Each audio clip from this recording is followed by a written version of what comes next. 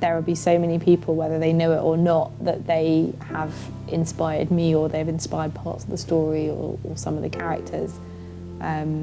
So I'm not going to name names because there's always a danger I'm going to leave someone out and offend someone, but I want to just thank everybody from the bottom of my heart, really.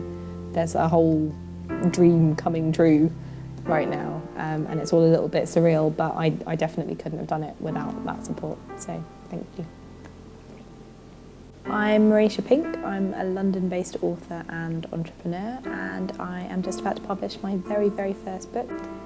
Finding Arun is a coming-of-age story, and it follows the story of a 19-year-old boy who is Indian but was adopted by a British family at birth, and he's never really felt at home in the UK. He's never really felt truly accepted, and he then finds out that all of the things he's been told about the life that he has and about the circumstances surrounding his adoption aren't true.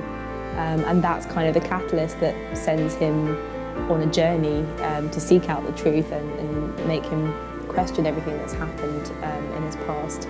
And through doing that, he then is forced to determine what he wants for himself in his future, who he wants to be, where he wants to be.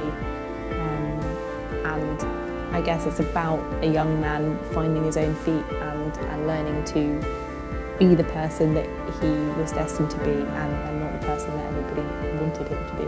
I wanted to create a balance between lightness and dark, and I wanted any kind of epic adventure or journey has a degree of seriousness about it, but there needs to be something lighthearted to balance that out. So the biggest theme, I guess, is about the self and the definition of the self and who should define you, whether you should define you, and how you define yourself, and how that then is reflected in your behaviours and your actions and the way that you choose to live your life.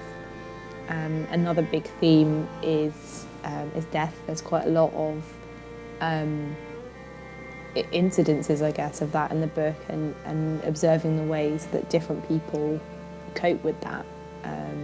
And the final theme, I guess, is the contrast between belonging and loneliness. And there's a huge distinction between physical isolation and physical loneliness, but emotionally feeling quite supported and feeling like you're a part of something, part of a community, versus physically being surrounded by people, which I guess, you know, the character of Arun is at the start of the story. He's at home where he's always been at home, but emotionally he's never really felt like he belonged.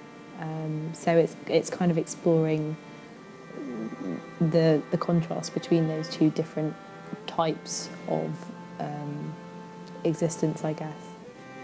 In order to write the book, I actually had to leave the country. I was finding that it was too hard to write around a full-time job. I was finding that there were too many distractions, too many people to see, friends, family, all those kind of things. And I sort of got to a point where I just thought, right, it's now or never. So I quit my job and off I went to Southeast Asia, and it was fantastic because I was about 8 hours ahead of everybody else, so I could get in a whole day's work before anybody back home had woken up and still have that time to keep up with what was going on. And I think I also found that being able to just move around every couple of days and change location gave me new inspiration. I would meet new people, and whenever I found somewhere that was really, really inspiring, or I found that I was really comfortable there, then I would stay there for as long as I want. So I think I spent about 10 days in Laos at one point just writing, because it just felt right and I was getting a lot done. I love to read. I've read ever since I can remember. I used to go to the library, take out 3 books, and by Saturday afternoon I would have finished 2 of them.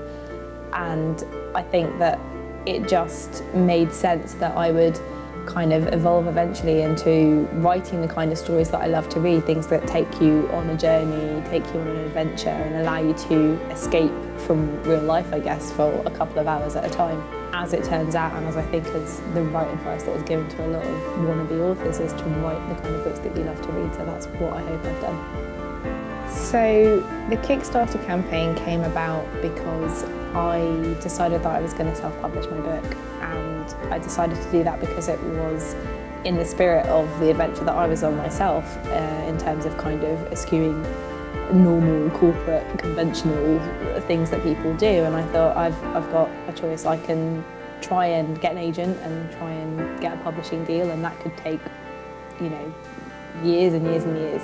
The Kickstarter was really great, really successful. I was targeting £5,000 and we ended up raising 116% of that target, which was great.